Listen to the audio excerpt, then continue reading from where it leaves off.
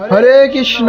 সুধী ভক্তমণ্ডলী, আমি আপনাদেরকে জানাচ্ছি আগামী 10ই মে 27শে বৈশাখ রোজ শুক্রবার অক্ষয় তৃতীয়া। এই দিনটি অনেক গুরুত্বপূর্ণ। এই দিনে আপনি যে পুণ্য করবেন সেই পুণ্যের ফল অবশ্যই ভোগ করবেন। আর যদি আপনি পাপ কর্ম করেন তাহলে অবশ্যই আপনাকে ওই পাপ ভোগ করতে হবে।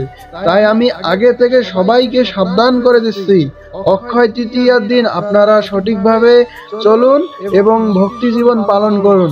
ওই দিন বেশি বেশি আপনারা ধর্ম করুন, তাহলে আপনার ওই ধর্মের ফল অক্ষয় থেকে যাবে। আর যদি পাপ কর্ম করেন তাহলে অবশ্যই এই পাপ ভোগ করতে হবে। তাই আপনারা সাবধান থাকুন, সামনে আসছে অক্ষয় তৃতীয়া, আপনারা সঠিকভাবে অক্ষয় তৃতীয়া পালন করুন। সবাইকে দণ্ডবত প্রণাম।